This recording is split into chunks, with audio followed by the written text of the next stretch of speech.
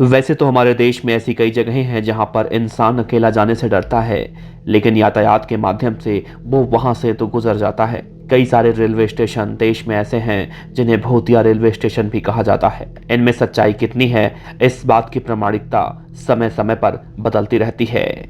लेकिन आज हम आपको एक ऐसे ही रेलवे स्टेशन के बारे में बताने जा रहे हैं जिसे 42 सालों तक बंद रखा गया, और इसके पीछे की वजह कोई भी कर्मचारी उस रेलवे स्टेशन पर काम नहीं करना चाहता था। इन 42 सालों में अगर कोई ट्रेन उस रेलवे स्टेशन से गुजरती थी तो सभी यात्री अपनी खिड़की दरवाजे बंद कर लिया करते थे। यहाँ तक ट्रेन का ड्राइवर ट्रेन की स्पीड बढ़ा देता था, और जब ये रेलवे स्टेशन पार हो जाता और तब सबकी जान में जान आती थी।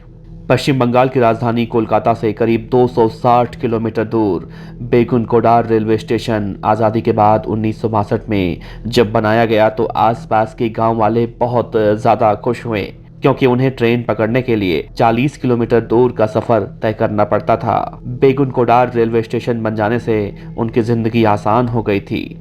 लेकिन करीब 5 साल बाद 1967 में एक दिन अचानक एक ट्रेन इस रेलवे स्टेशन से गुजर रही थी। स्टेशन मास्टर ने देखा ट्रेन के साथ साथ एक लड़की दौड़ रही है। स्टेशन मास्टर ने इस बात को अनदेखा कर दिया, और अगले ही दिन एक दूसरी ट्रेन जब स्टेशन पर आई तब भी वो लड़की ट्रेन के साथ साथ दौड़ रही थी, और ट्रेन उससे पीछे। लड़की की स्पीड इतनी थी कि वो ट्रैक पर ट्रेन के सामने भाग रही थी। अब तो स्टेशन मास्टर को यकीन हो गया था कि लड़की कोई मामूली लड़की तो नहीं है, जरूर कोई भूत प्रेत है, और डर के मारे वो अपने गांव चला जाता है और कुछ ही दिनों के बाद उसकी मौत हो जाती है। फिर किसी दूसरे स्टेशन मास्टर की रेलवे स्टेशन पर नियुक्ति की जाती है, और उसने भी वही कहानी लोगों को बताई।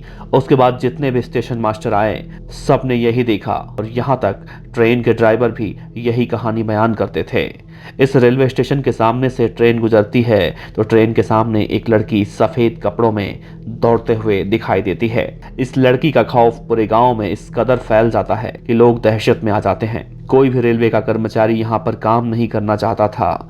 आखिरी बार जो स्टेशन मास्टर रेलवे स्टेशन पर ड्यूटी करने आया था वो पहले दिन के बाद हेडक्वार्टर में एक एप्लीकेशन दिया कि मैं यहाँ पर ड्यूटी नहीं कर पाऊंगा, चाहे मुझे नौकरी ही क्यों न छोड़नी पड़े। किसी के काम नहीं कर पाने की वजह से मजबूरन उसे रेलवे स्टेशन को बंद करना पड़ा, और इस रेलवे स्टेशन की चर्चा धीरे धीरे पूरे देश में फैल गई और इसे भूतिया रेलवे स्टेशन घोषित कर दिया गया। अब गांव वाले फिर से ट्रेन पकड़ने के लिए 40 किलोमीटर दूर जाने लगे। अफवाह फैल गई कि यह भूत उस महिला का है जिसकी मौत एक दुर्घटना में हुई थी। अफवाह ये भी फैलने लगी कि एक सफ़ेद साड़ी पहने महिला उस रेलवे स्टेशन पर नाचती है। तो कोई ये भी कहने लगा था कि शाम के 5 बजे के बाद वो महिला ट्रेन की पटरियों के आसपास घूमती हुई दिखाई देती है। भूत प्रेत, आत्माएं, बुरी शक्तियों जैसी चीज़ों के बारे में अक्सर सुनने को मिलता रहता है, लेकिन इन बातों में कितनी सच्चाई है इस बारे में कह पाना, वो भी बिना किसी सबूत के साथ, बहुत मुश्किल है। लेकिन कोई रेलवे स्टेशन भूतिया होने के बाद 42 सालों तक बंद रहे तो ये मामला आम से खास खुद ब खुद बन जाता है। ऐसा नहीं है कि स्टेशन के बारे में कोई गहनता से जांच नहीं करना चाहा। जब स्टेशन के बारे में पूरे देश को मालूम चला तो कई पैरानॉर्मल एक्सपर्ट भी यहाँ पर जांच करने के लिए आए, लेकिन उन्हें किसी भी तरह की अदृश्य शक्तियों का एहसास तक नहीं हुआ।